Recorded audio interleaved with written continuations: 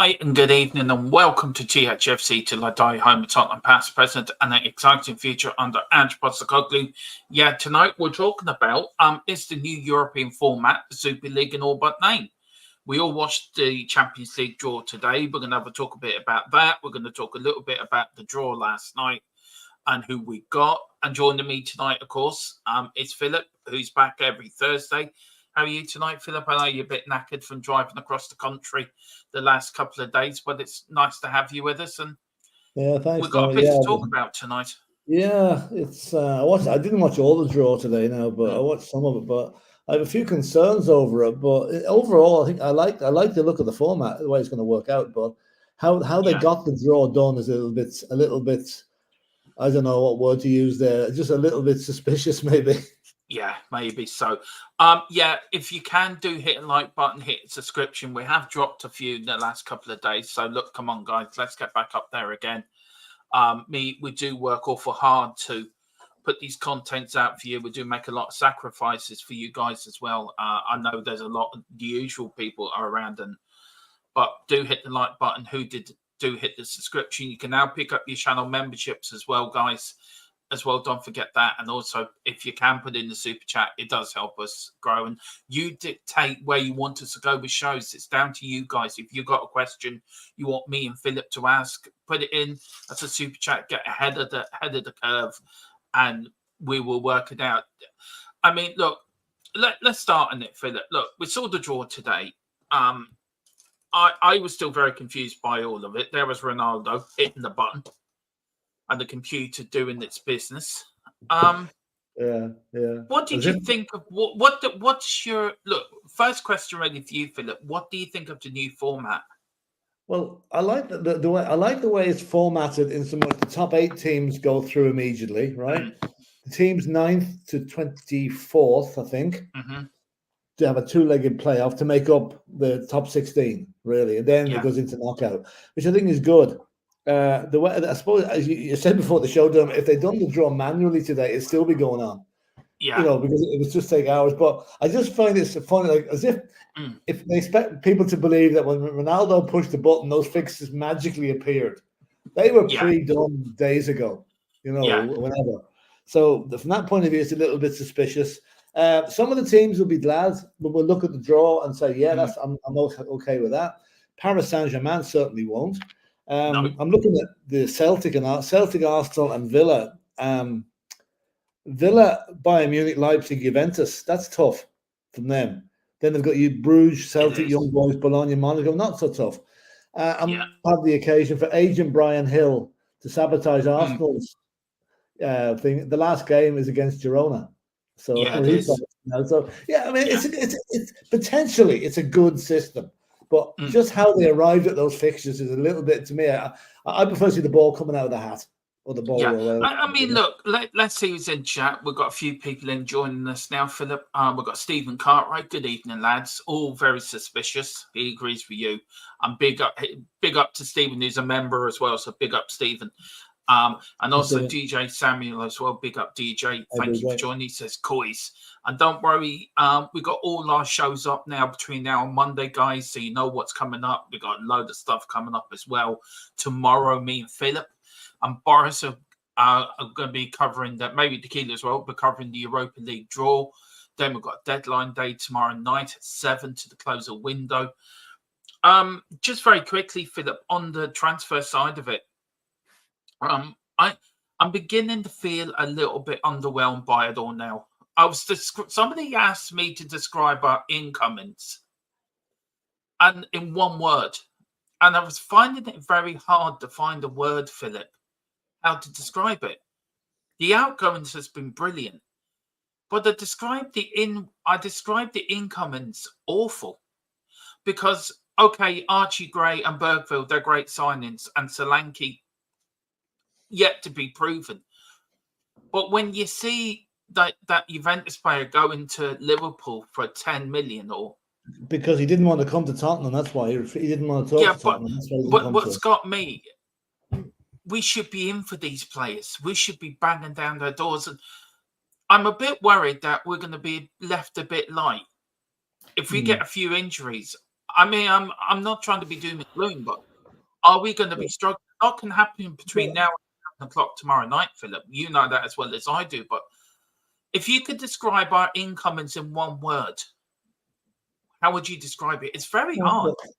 Not really. I mean, awful, Dermot, is an awful. That's a terrible word to use for it. You're more or less saying that Bergval's not as an awful player. I think the players we've bought have been very good buys. No, it's not the players I'm on about. I'm on about the way we've gone about the way. I don't care how we've gone about it. It's the players that end up coming to us is the only important bit. How we've gone about it is completely immaterial, really. It's who we've got in is the important thing. We've strengthened in some positions. We haven't strengthened in others that we should have done, right? But I certainly wouldn't call it awful. I would say it's a relatively moderately successful transfer window. Outgoings, as you say, absolutely spot on. But we've got some exciting young players there who have come in. Archie Gray is a really good prospect. Bergval, as we know, is a very good prospect. I'm pleased with them players. Don't get me wrong, but I just feel but you describe the incomings as awful. So you've got to attach to the players you describe as awful. It was very hard to describe. It was at half or 12 o'clock last night, Philip, when somebody asked me the question. So my brain probably wasn't working fully at full tilt. I was tired. So it's probably poor, but not even poor. See, you've got these good youngsters coming in. But do you feel, Philip, before we get on to the Super League, do you feel that we've missed an opportunity? Because of other clubs struggling and us really having the potential to push the boat out a little bit, have we missed the trick? No, because the window's not over yet for a start. I never believed till 11 o'clock tomorrow night, if we haven't signed anybody, fair enough. If we have signed anybody, what we're saying tonight might look pretty foolish. What I'm saying is, hark back to last season, Dermot. You were the one sort of said, bring on the kids, bring in the young lads. Let's see what they can do. It's 1993 Manchester United, right? Yeah. Now we've done that. We've brought in young players, and you're more or less saying you don't think they're strong enough. You're not picking me. Why I say it's awful. You're saying that we should have bought more. We should have bought more players, possibly. Yes, but do you know something? I'm going to be completely against the run of play here and say I'm happy with the players we've got. I think they're going to surprise an awful lot of people. See, that's what I love about football. Opinions differ. Yeah, I think we've been too hard on the club for what they've done. And look. It's like I really respect your opinion. I know you respect mine, and I know we don't agree on some things, but we can talk about this. And what I love about this channel and us, we can never fall out over it. Well, do you know what I mean? You and me could have the toughest discussion going, and we may have a really good discussion and a deep discussion and a heated discussion. But it's not going to break our friendship. We're not going to fall out over it. Do you know what I mean? And, I know that. But I think as a channel, I think that's what makes us special, different from every other channel, because we can have these debates without falling out over it. Yeah, but you know, I mean, you've got to look at things realistically. Like I work in the financial world, right? I know whether restraints have to be. There has to be restraints financially to keep in FFP and stuff like that, right? Okay, Daniel Levy has got a reputation for being tight with transfer money, which is fair enough. You know, if he wants, that's the way he is. We're not going to change him. So, but people seem to think we go out every transfer window and we buy X, Y, Z players, and regardless of what it's going to cost and what the financial implications are for the club in the future. I have no doubt we have tried to buy more players than we've got in. Now, the Chiesa guy didn't want to come to Tottenham. Well, if that's the case, I don't want him. Let him go to Liverpool and sit on the bench. I got something from our source the other day before we did a show, and I'll read out what he said. Where is it now? I will find it. This is what was sent to me. Daniel Levy pulled the plug on the Gimenez deal and Jonathan David deal. He was the one who did decide against Tony and presented Solanke as an alternative to Ange. He would like a player like Sancho at the club. Now, this is Ange. Ange would like Sancho, and I think Sancho is a very good player, in my view. Given the right circumstances, I think Sancho could do a job for you at the club. But he's unwilling at this moment to meet the price demands. Also, he thinks 50 million for, what's his name? Is it Ketiye? Chiesa. I can never get his name right. Yeah, but he's gone to Liverpool, which I think is a big mistake for him because he's not going to get game time there. No, he's not. He also thinks Chiesa is too much and will offer around 10 million, which he did go to Liverpool for 10 million with sales or outgoes. He has damaged a lot of potential of those that Ange could have made. Regardless of what Ange has come out and said, Solanke was not his number one target. It was Tony or David. That's the bit that I think upset me, that we could have got. There was players there we could have got. Do you? And this goes into the Super League as well, Philip. Does financial play too much in football these days? Champions League, or what you want to call it, that plays a big thing as well. Yeah, certain players wouldn't want to come to Tottenham until we're in the Champions League. If we were in the Champions League, I guarantee we would have signed at least 2 more players. Yeah, that's the but point. We're not in the Champions League. What we need to achieve is we need to get into the Champions League this season coming, right? With the players that we've got, or maybe still might sign. I'm not subscribing to that we're dead in the water yet. I still think. No, I am not either. I think we will win a trophy this year. We've strengthened the side on last season. We have strengthened, in my opinion. We brought in exciting young midfielders. We've got Odegaard who can fly down that wing as a winger. Now, can I just say, he's a player I'm really excited over. I'm really excited over him. Look, defensively, we've got 2 of the, or maybe if you class Dragusin as well, we've got 3 of the best centre-backs in the country. Okay, we might be a little bit stretched at left-back. I admit that. We should maybe have brought another left-back in. But barring injury, if we're lucky with injuries, right, I don't see any reason to be pessimistic about this season, really. No. And we have got a show on Monday, me and Philip are doing. It's top 4. It's around top 4 in the cups, isn't it? Do clubs that got top 4 more than winning trophies? It's an interesting thing we've got coming up. I want to say big up to David Shear. He's gifted 1 membership, Philip. So big up to David. Thank you. David. And who's got that? DJ Samuel's got that membership. So DJ, he always said thank you, Cobber. And also David's been a member for 8 months as well. So big up to you, David. Let's see what he said. Has he said anything to that? No, he hasn't. He's member as a bronze membership. So big up to you. Let's see who else is in. People are coming in now, Philip. They must know that the two top Irish Spurs fans are on. And by the way, I did last night. I said we're after David's number 1 crown, by the way. I wanted to be the number 1 Irish Spurs channel. So I said Redstrom are coming after him.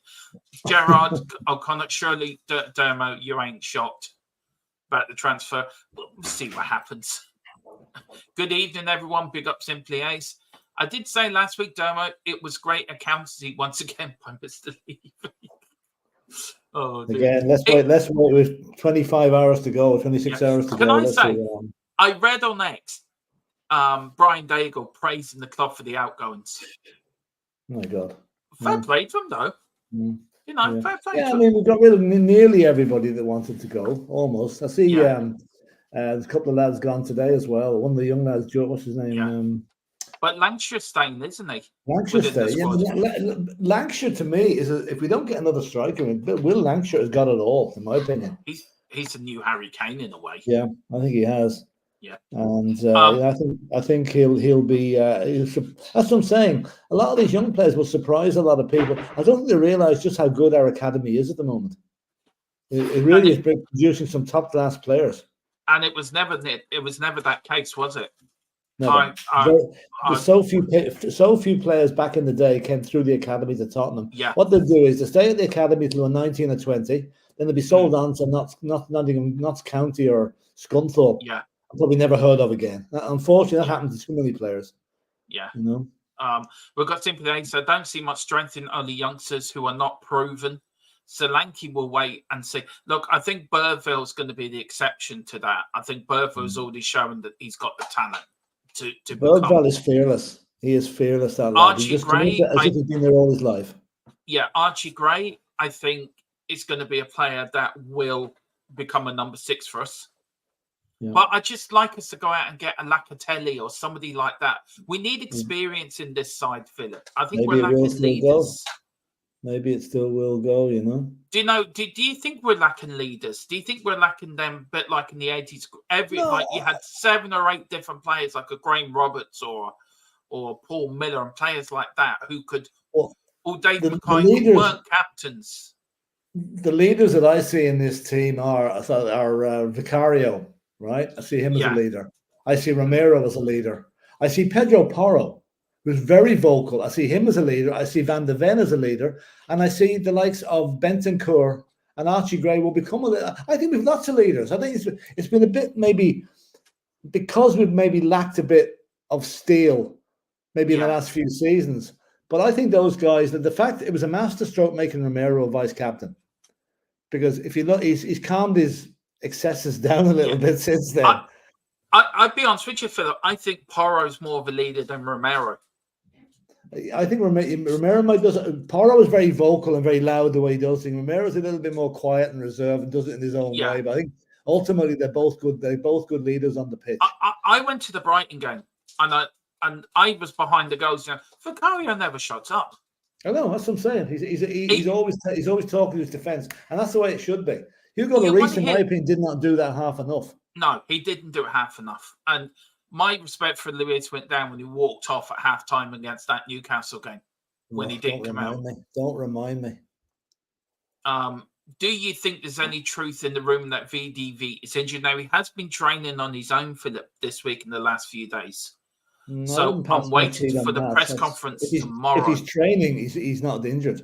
Because if he's injured, but he's training with a specialist.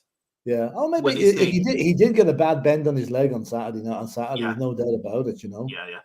But anyway, listen. If he's injured, it'll be very unfortunate. He's missing Newcastle, but we have Dragusin to come in. Yeah. We've done that. Gerard said the squad is still wafer thin. But you are testing the French and getting Phil Copper. I don't think that squad is wafer thin. It's not wafer thin. It mightn't be as thick as we want it to be, but it's not wafer thin. Can I just say I never said bones in every position? I don't think it's wafer thin, to be fair. No, I think we could have. I would love us to got another left back and probably another central midfielder. I think if we got a left back and a kind of Locatelli type player tomorrow, then I think that would change a lot of people's opinion of the transfer window. Yeah, it will. It's been very underwhelming. Well, it has been. The incomers have been underwhelming. The outgoings have been brilliant, but the incomers, you want that big name, don't you? You want that big. Yeah, but that's the problem. Until we're in the Champions League, we're not going to get them. Let's be realistic about it. See, for me, I think the name of the club should do that. Not this day. Not when you've got agents working to extract the most money for their client. They want Champions League. They want Champions League, and that's it. Most of them do. So, okay, some players might be ideas above their station. They're not even good enough to play in the Champions League. But you've got their agents going smoke up their ass, telling them the best things in sliced bread. Yeah. These guys want to play for the likes of Liverpool and Man United or Man City, Well, I know this Man City thing. This is the point. I was saying last night to the guys, I go through the chat, and this also goes with the Champions League as well. We've got Carl saying, if our transfer window is done, it's simply not good enough, in my opinion. If we're not going to replace Højbjerg, we should have kept him. I agree, we should have kept Højbjerg. I'm still scratching. He was never going to stay. I know. G'day, Carl. David, 9 out of 10 for outgoings, incoming 6 out of 10. Would you not class Archie Gray as a potential replacement for Højbjerg? He can play that position, Do you know what? I would possibly, yes. I would think Basuma could do that role as well. I think as well.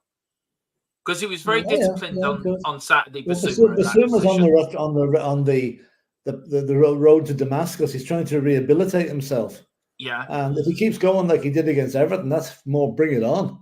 But if he doesn't, I do feel the knives will be out again. I do feel if we go 1-0 down, like we went 1-1 against Leicester, I felt our heads dropped. And I felt we need that player in there. They did maybe for 10 or 15 minutes, right? Yeah. But you've got to remember, it's first game of the season. We then had the horrible injury to Bentancur, right? If anything, that actually helped us because what happened then, the subs came on and we got control of the game again. It affected Leicester more than it affected us, I think. Yeah. You know? Do you feel though? I mean, we shouldn't. Do you feel? Say we concede a goal, Philip, right? Romero or Madison as vice captain should be saying to lads, look, don't worry, no panic. We're going to win this because we're good enough to win this. Yeah. Do you feel? Yeah. Do you feel there's still that? Do you remember the documentary where they kept saying we're too nice? Mourinho was saying you have to be. See you next Tuesday. Yeah, that's true. Yeah, there have been Tottenham teams. There have been Tottenham teams in the past. Now, I'm going to pick out a particular period here. The mid 90s, the 90s when we finished 15th, 16th, 17th in the league. Yeah. We were far too soft then. That was the Aussie Ideas 0-9-1 formation we were playing. Or 0-1-9, I should say. I love Aussie. I love them times. I went to Tottenham once. We played Sheffield Wednesday, and everyone cheered when Ronnie Rosenthal came on because he scored 3 or 4 goals in the. Do you remember in the quarterfinal against Southampton, the FA Cup? And I just feel, Philip. You look back to the 80s, and I keep looking back to the 80s for some because this team reminds me of the 80s.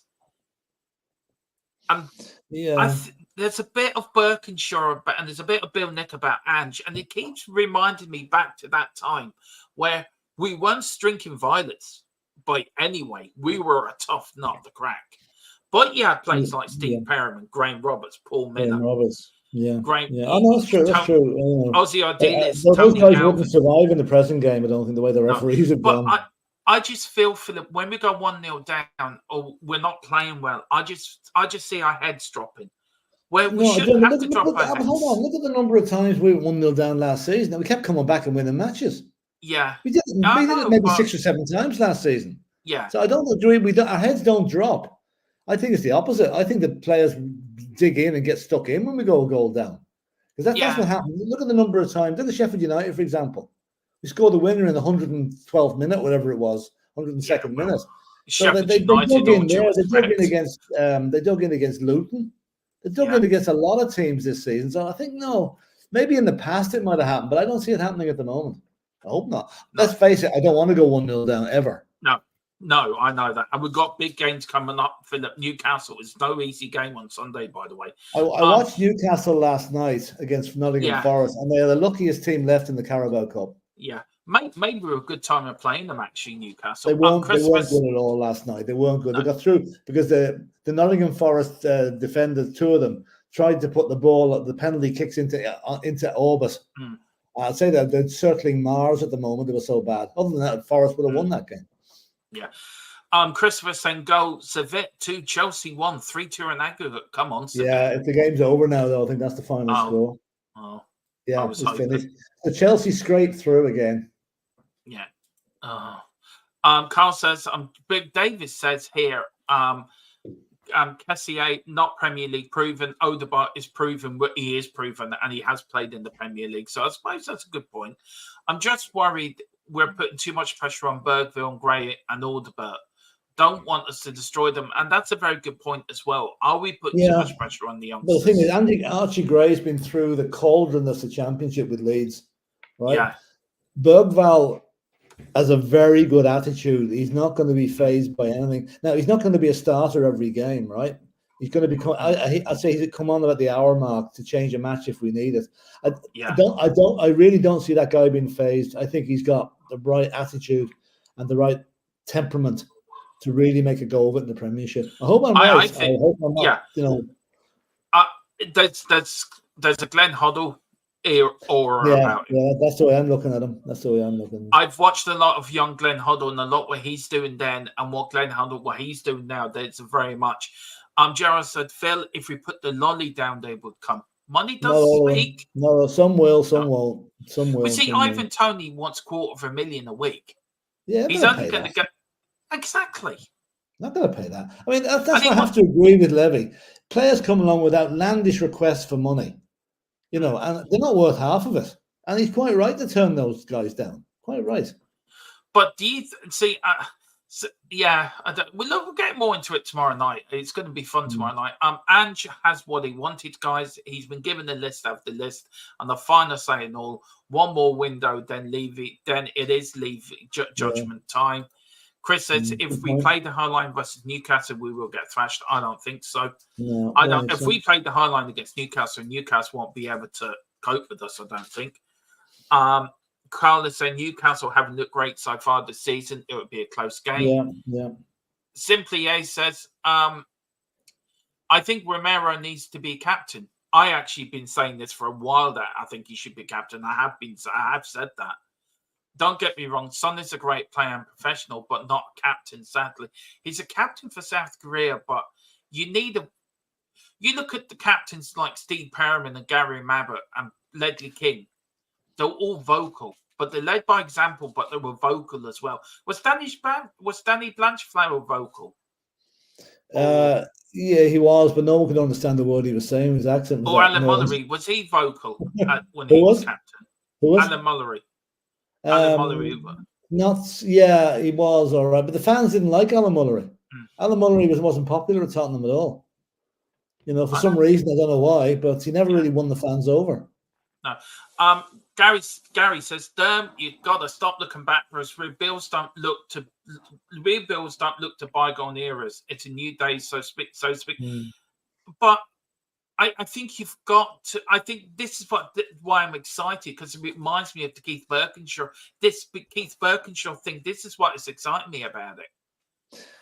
Yeah. Do you know what I mean? There's so much similarities to the Keith Birkinshaw's early '80s side to this side, with Ange's building.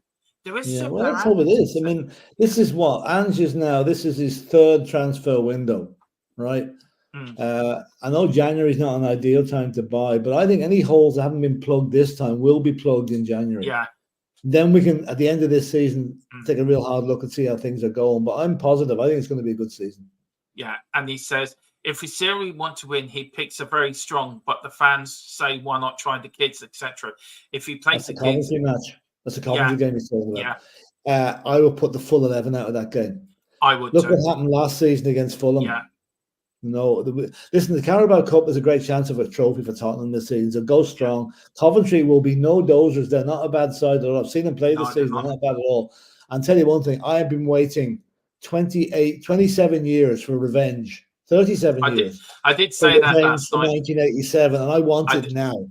I did say that last night. Jared said, if you finish in the European position, would you consider that failure? I said, if we won the Europa League and we finished 9th, that'd be a successful season for me. Yeah. If we win a trophy and finish 5th, I would class that as a good season, because it's an improvement on what we've done in recent years. Yeah. Well, there's something we haven't done since 2008. Now, the Super League, Philip, and this new Champions League draw. Right. Now, look, we both said it before we came on. We feel that this draw is open to corruption or up to fiddling. So adjustment. That'd be another word to use. So I want to start with this, Philip. Fans, when the Super League come out, fans all come out and protested against the Super League, Philip, right? Yeah. Is this new European format, as the title of the show goes, is the new European format the Super League in all but name? Yeah, more or less. You mean you've got all the teams you want to be in there, except Tottenham, of course. Really, they're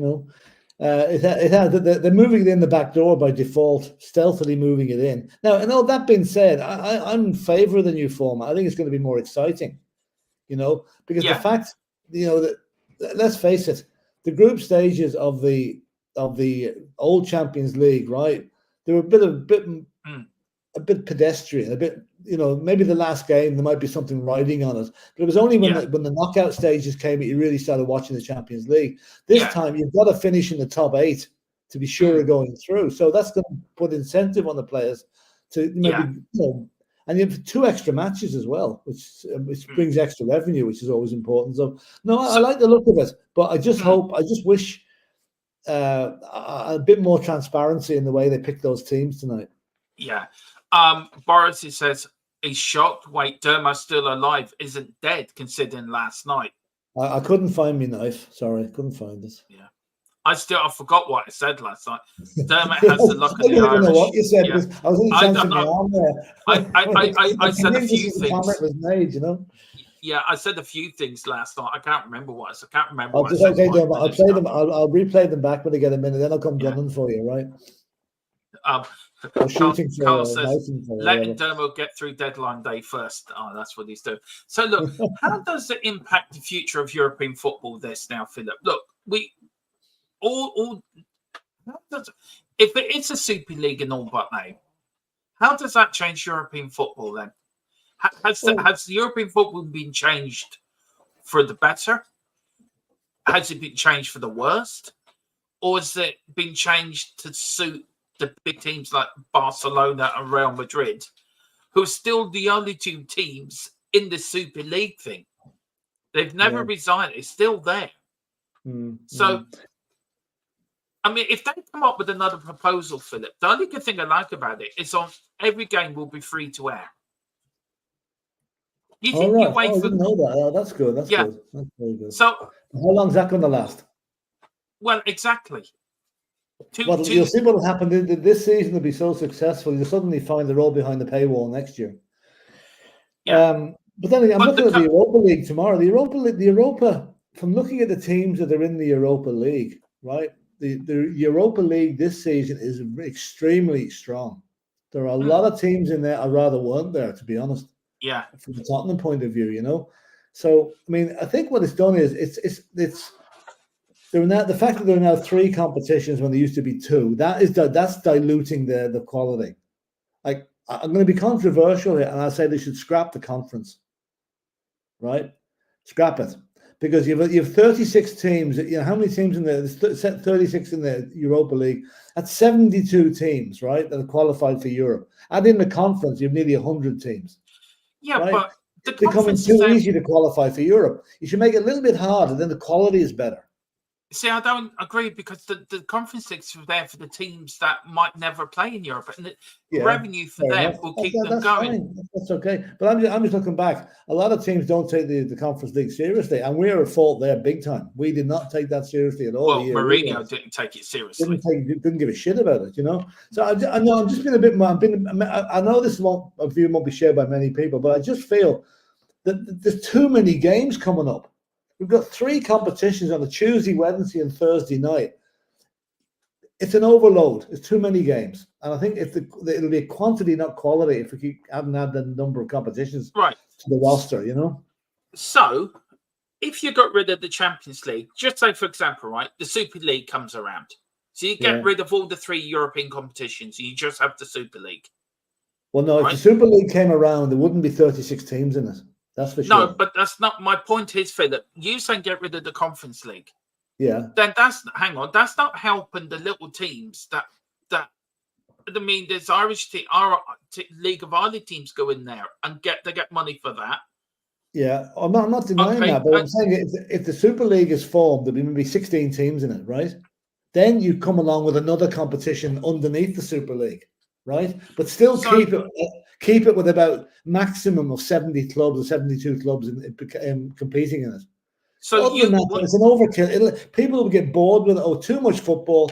They'll stop watching it, and it'll just die a natural death. Are you in favour then of an overhaul of the European football altogether? I think if the Champions League and the Europa League is enough, because that's all that was there up to 2 seasons ago. Yeah, but there was always 3 competitions since. No, there's only 2. There was The conference was a brand new competition. Yeah, but we had the Cup Winners' Cup, the Europa Cup. Oh, that's years ago. That's gone years ago. Yeah. There used to be 3, but the Cup Winners' Cup was very specific. There was only 16 teams in it, maybe it was 18 teams in it. So what about? So get rid of the Conference League, and then these little minnow teams can't get into the Europa League. Does that mean the bigger clubs get richer and the smaller clubs just start disappearing? There's a lot of there's a lot of small. I know the Europa League is quite strong this year, but there are a lot of smaller teams in it. I mean, look at the Champions League. Brest are in it from France. Who ever heard of them up to this season? You know, the ambition should be for teams to get into Europe, right? But if the conference is not a low quality league. That'd be insulting. But you've got to have a degree of difficulty to get into Europe. It may be getting too easy to get into Europe now. You can get into Europe down to 7th or 8th place in the league. You know, the old Champions League, Dermot, the old Champions League before the European Cup, as it was known, you had to win the bloody title to get into it. There was no second or third place. So there was only one team in each country in it. Yeah, so you're also saying with the expansion of the World Cup and the expansion of the European Championships, the expansion of the World Cup might help us qualify for a tournament. So are you saying that, right, you got the expansion of the World Cup coming up in 2026 and 2030, right? Yeah. You got also the expansion of the European Championships as well. So that helps smaller nations get into major tournaments. So if I'm walking along your sort of principle of scrapping the Conference League, then shouldn't the World Cup then go back to 24 teams then? No, the World Cup and the Nations Cup, or whatever you want to call it, to me, I would leave that. I would leave them the way they are, or even expand them, because that does give a chance for countries, like a country to qualify for a World Cup or a European Championships is a huge thing. Whereas Dundee United qualifying for the Championship is great for 20,000 Dundee fans and nobody else. Do you know what I mean? It's great for Scottish football, though. Is probably more important. Yeah, but it's great for Scottish football, though. Yeah, maybe it is. But, like, you know, if you expand it, you leave the Conference League the way it is, they expand the World Cup and expand the European Championships, right?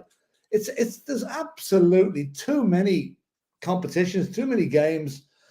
And the more, I used to love soccer when you see football, you might see one match a week and you look forward to it. Now we can watch it every night of the week and half the games aren't worth watching. I'm just feared that there'll be an overkill. People will get fed up with it. Too many matches. Then we've got the Club World Cup then this summer.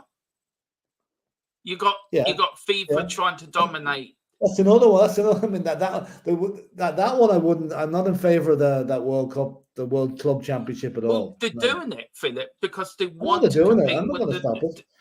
I just feel I think you've got to be a little bit more selective. And I mean, we all love football, right? But there's only so much you can watch in a week and still retain an interest, you know. But the only reason FIFA are doing that is to compete UEFA with the Champions League, because they've expanded the Champions League, and the Champions League is the most lucrative competition for UEFA. Yeah. FIFA want to say, hang on a minute here, we're the big boys here. We're going to do this. So why don't we then strip the whole of European football and just go back to how it used to be? The FA Cup winners go into the Cup Winners' Cup.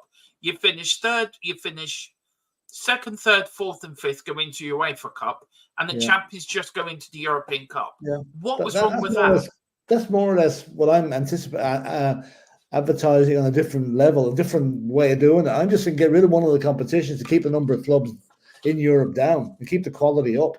I know it's tough on small teams who might, you know, like a taste of Europe, but they never had it up to now, really. They've never had it. And, you know, I mean, I know I'm sounding harsh, but I mean, some of the clubs in the Conference League, you'll never hear, I'll probably never hear of them again, you know? Well, no, I slightly disagree, because I think we need these smaller teams. We need them. I mean, they're. I mean, I love to watch a small team against a Barcelona or a minnow team against Juventus. You won't see that. The nearest you're going to get to that is whoever Brest are playing this season in the Champions League. You know, other than that, you're going to get FC Reykjavik playing some team from Moldova, and that's hardly earth-shattering stuff. You know, I take your point. It's great to see an underdog playing a huge big team, but that's only going to happen in the Europa League to me, or the Champions League. Now, okay, make an exception. Chelsea, who regard themselves as a big team, I don't, will be a lot of teams will want to play Chelsea this season because they're the big draw now in the conference, you know. But I think I just feel that Brest versus Bayern Munich has an awful lot more of a. You'd watch that game to see could there be an upset, but you're not going to watch a team in the conference because you've hardly heard of them before. Yeah. Big up to Colin Cross. Evening, boys. How are you feeling about a fellow Irishman managing England? it's Agent Carsley is in there to do a job. Yeah, he is. We've got Gerard says, do you think it was right that the League of Ireland champions, the Irish FA champions and the Welsh champions were denied the right to be in the Champions League as they are champions? They should be in the Champions League. They should have a right to qualify. Yeah, that's true. That's a good point. I mean, okay, that's the case for those various FAs to get their act together and join up and insist that those teams get in. You know, it isn't fair. It is a bit elitism, right? That's happening. You know. Football in the Box said, if you're not good enough to be in Europe, so be it. It's too easy now. That's more or less what I'm saying. Yeah. Gary Beck says, Philip, don't you feel that the Conference League should win the Europa League narrative of online Spurs is grossly arrogant? A massive insight into Spurs fans. We should have won some crap. When we got into it, how many times we were seeing it's a Mickey Mouse Cup? It's this and that. Roma won it. West Ham won it. They're not calling it Mickey Mouse Cup. It must be easy to win. I mean, I know. I mean, we really. I mean, I know. I'm giving out about the conference here. The year we were in it, it was a disgrace.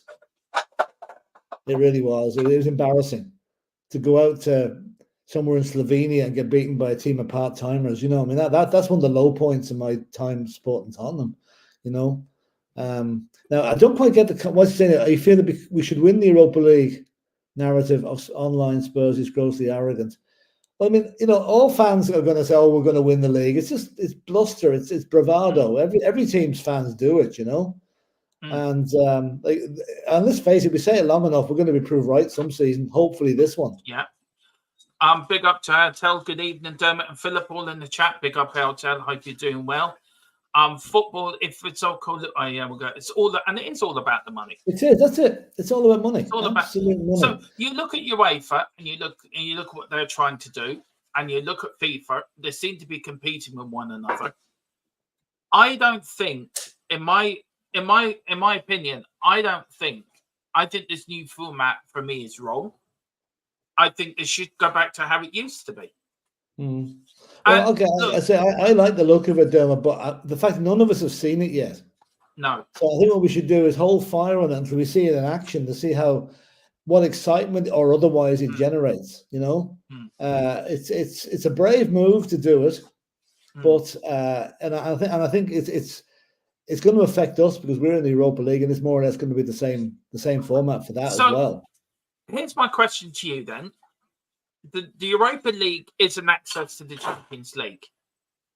So if you win that, you qualify for the Champions League. Yeah. Then what should be the priority of Ange this season then? Because you know Daniel Levy's priority is top four at all cost. But if you've got two options to get into the Champions League, surely you should take the Europa League seriously because it is another option if you're not doing well in the league. We have to take the Europa League seriously. We have to take it seriously. We're going to be one of the favourites to win it. We'll be one of the 5 or 6 teams that are expected to win it. And we've got to take it seriously. And if we don't take it seriously, I, for one, will be wholeheartedly disappointed. And if this is where Ange has to stand up and be counted here, he's got to say, right, lads, I picked the team. I'm picking a strong team for the Europa League. Like we didn't put out weakened teams in the Champions League. We did put out weakened teams in the Conference League. What's the way is this going to be? I think we've got to go strong in the Europa League, and we've got and blood the younger players. Okay, there's going to be games. We're going to get drawn against some of the weaker teams. Okay, at home, maybe you can bring in a few of the young players, but for the teams from the top 2 levels, we've got to play the strongest team. Yeah, I like that. Chelsea just got beaten by the Plumbers, which is really funny. Yeah, they beat Wolves 6-2 and got beaten by Servette. That's confidence for you. So how the financial incentives of a new format might compare to the Super League's revenue sharing model? So if you look at the Super League, it was the money was out this world, and I did do it yesterday. This is for the Europa League. I did bring it up how much. Here we go. This one I'll bring it up again. How much you get. Sorry, I will bring it up. Right, clubs who qualify for knockout playoffs will receive €300,000, with around 1.75 for euro reaching the last 16. That sum increases to 2.5 million for the quarterfinals and 4.2 for advancing to the semis. Europa League finalists will earn €7 million each, with an additional 6 million for the winners. And then you could probably quadruple that for the Champions League. I was going to say that's buttons compared to what the Champions League gets. And you can probably lessen that then in the Conference League. Yeah, probably halve it again for the Conference, yeah. But the point I'm making, Philip, right, and you said it earlier about this is when the point I'm trying to make when you said get rid of the Conference League. €300,000 for a small club, say in Gibraltar, right? Okay. That 300,000 gives them a chance to do something good in their league. And this is where I think getting rid of the Conference League, I think you it's not a good idea. Well, look at this thing to get to the qualifying, get to the group stages of the conference. I think is it 3 or 4 qualifying matches you have to play, right? Yeah. So the chances are a team from Gibraltar is not even going to make it that far. Yeah, but you're going to find it's mostly going to be the teams in the more established leagues. I take your point. I mean, this is what I'm saying is going to be hard financially on some clubs, all right. But I don't know. There's too many clubs, too many competitions, and I think St. Patrick's Athletic, Shamrock Rovers are the one Irish team that have got through to they're in the group stages of the conference this season, right? Yeah. St. Pat's narrowly got beaten last night. They almost made it. So from an Irish point of view, I'm happy that they're going to get their funding. But I'm going to jump on the government bandwagon here. The government should be supporting teams like that. They shouldn't have to rely on European money. You know how bad the facilities are at the Irish grounds here. You know, why should the government? We get the likes of St. Patrick's Athletic through. They couldn't even play the home games at their own stadium because it wasn't up to scratch. Yeah, but why should the government then put money into soccer when our own governing body is corrupt as hell? But they're two completely separate things. We've been crying out all last season for the government to do something about Irish soccer, right? They haven't done it. They've probably seen, Shamrock Rovers, they'll qualify for the Conference League. That gets them off somebody else's problem, not ours, you know? I mean, the fact we don't even have, there's not too many, there's one decent club ground in the whole country, and that's Tala. Then that's down to the governing body. That's what I'm saying. They pour millions into GA, right? But if you, man for man, I'll use soccer here instead of football because soccer and football and GA football are different. Yeah, there is. I would say that the support for English League football in Ireland is nearly as big as support for the GA clubs here. Well, it is, really. But you made the point that the government should put money into soccer in this country. Yeah, and training at the grassroots level. We've been arguing that all season. Yeah, they should be putting money into it. If your own governing body cannot not even look after themselves, cannot even run their own organisation properly, that they're losing money in debt, in millions in debt, you can't expect a government to keep bailing out the same organisation all the time because they know it's just they're pouring money down a black hole. Yeah, I get what you're saying, but they don't even put it there. I mean, they'll give it to other. I'm not knocking other sports. Other sports, need support and everything, But I just feel that the money that's handed out for sport is ill divided. There should be a little bit more thought given to grassroots. Yeah, to bring the teams up to a standard that will be qualifying for European on a regular basis. Yeah, and there should be, but look, for me, it should be down to a government to help a sport. The British government don't help the Premier League or the FA. I know it's totally different, but they don't need to, Dermot. They don't need to because they're generating way more funds than the government's not going to get involved in a team that's taking in millions every year at the gate. Yeah. So full well John Delaney screwed us over, and he screwed Irish soccer over for decades. And we'll be paying for it for years. And we've been paying for it for years since then. So I can't blame our government not putting money into soccer in this country when they think, well, if you can't run your own shop, then we're not going to help you. It's a bit like RTE, who's our national TV broadcaster over there. You look at the toy show thing and the fiasco over that, and how much money they pump in. It's true. In fact, I hope the correction on this, but I think the FAI did approach the government for some subvention money, to keep things ticking and going. But I think the government turned them down. So I mean, we're on our own there. But again, I think we're never going to be at the level. Like, our teams are gonna, once in a blue moon, they're going to get through to the group stage. And well done, Shamrock Rovers, for doing it. Yeah. But they're the exception to the rule now. It'll be probably years before anyone does it again. Yeah. Why don't the League of Ireland break away from the FAI? I think they should, but. Well, they're kind of closely knit, aren't they? They're really one and the same. So, Phil, who hosts the Power in Irish football? Is it the FA or the League? I think the League of Ireland. The FAI and League of Ireland, they're pretty much one and the same, really. Big up to Tequila as well. Big up. It says say his name 3 times. He buys you a player. So we're here under ratings only. He did say Levy. Gary is saying we won't the league regardless of how hard we try. We can win 1 or 2 of the European, FA Cup or League Cup if we apply ourselves. Ange team selection on the first game. That's it. That's a good point.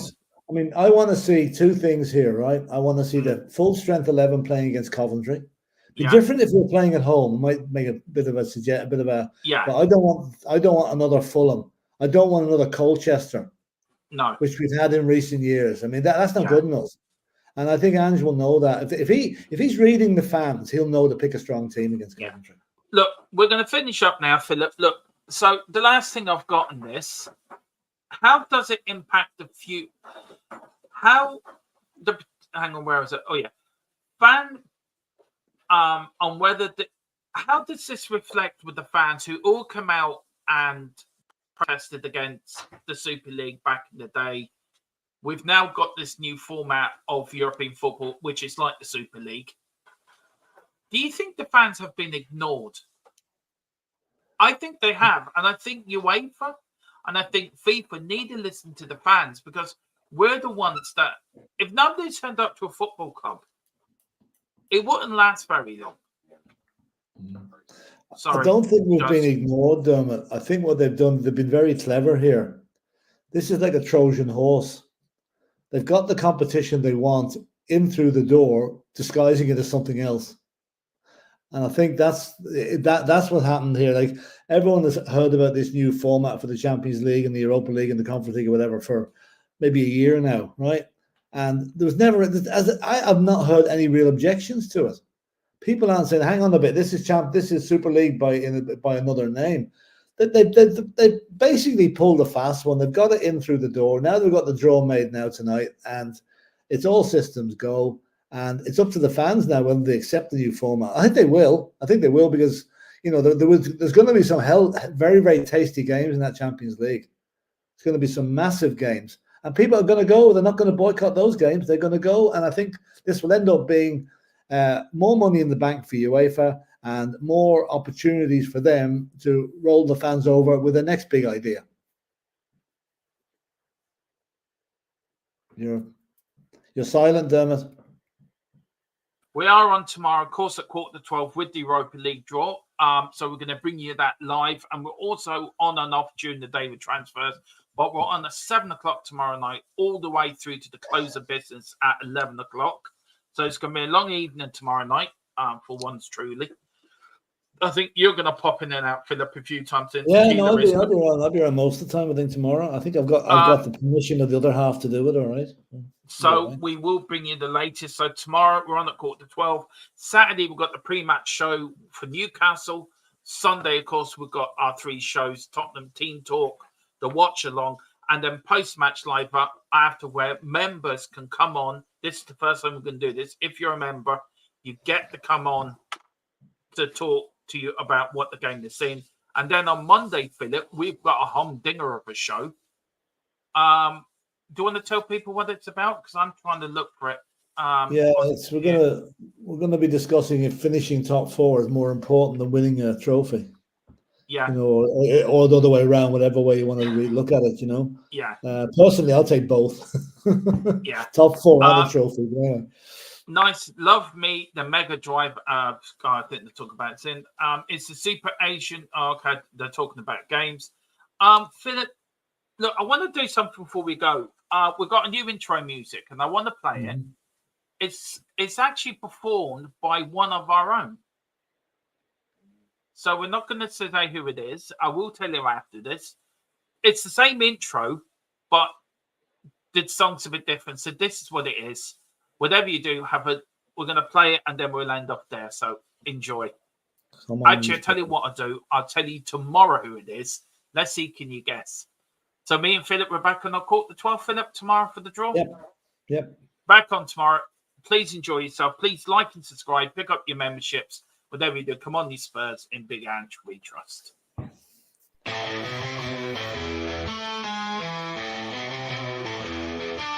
White shirts on the pitch, running fast through the night. Every heart beating loud under floodlit sky bright. So to London, stand strong. In the stands they belong. Voices echo like thunder.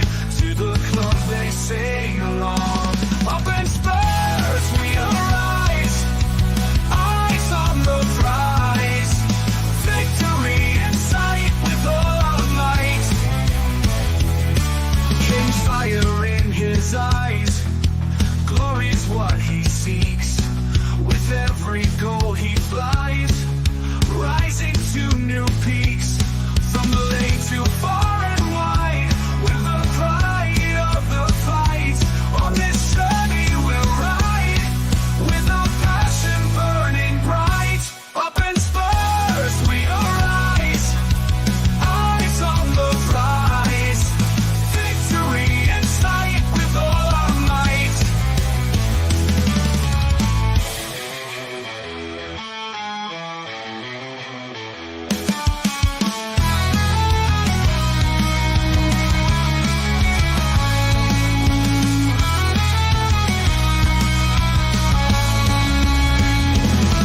From the lane to far and wide, with the pride of the fight. On this journey